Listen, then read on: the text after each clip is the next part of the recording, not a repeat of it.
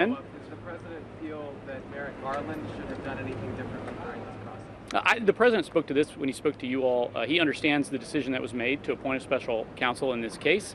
He certainly understands how challenging this environment can be. There's a lot of pressure in this environment, political pressure, especially by, like we saw today, House Republicans who are making sort of false claims of a two-tiered system of justice, and that pressure can be hard. And I think the president spoke very clearly about the appointment of the special counsel, and I don't have anything else to add. Going back to the exoneration question, is it fair to say that the White House disagrees with Robert Hur and that the report, in fact, did exonerate President Biden?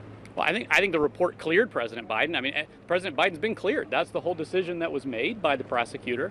The prosecutor had to decide, do I charge him or do I not charge him after this long investigation? And the decision was made not to charge, and the case is closed, and the president's been fully cleared. Sir, you blasted at the media last month for his coverage of the Hur. Did the president watch any of the hearing today? Did he have any personal reaction? Yeah, the president was updated on how the hearing went. He's following the news today. He saw a little bit of what went down.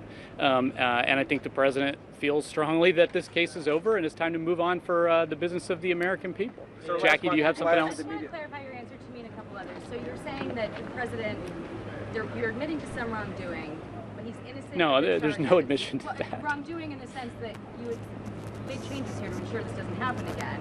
But you just said he is innocent in an answer to one of us, and then we're talking about the exoneration and made the claim that the case is closed. So what is the bottom line?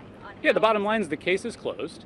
A prosecutor spent 15 months investigating whether the president committed anything that rises to the level of a chargeable offense. He decided clearly and easily that that was not the case, that the evidence does not support that, and he was not going to bring a case. The case is now closed. As I mentioned earlier, in America we have a presumption of innocence. The whole point of this exercise is to decide whether that should be put into question. When the decision is made that the case is over and the president has been fully cleared, it's over. You bring up sort of the systemic issue of the sort of accidental removal of classified documents from government property. This has been something that's plagued the country going back 50 years.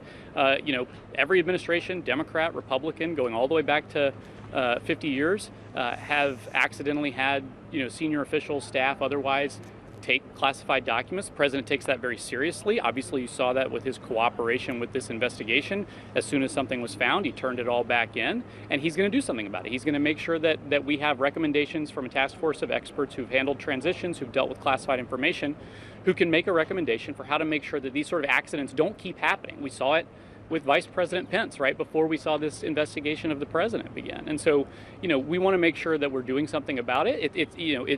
Mistakes can happen, and so it's important that everybody, work toward the common goal of protecting our national security information. And so that's exactly what the president is going to do. John? Biden should be innocent and John, go ahead. That should be our headline. Thank you.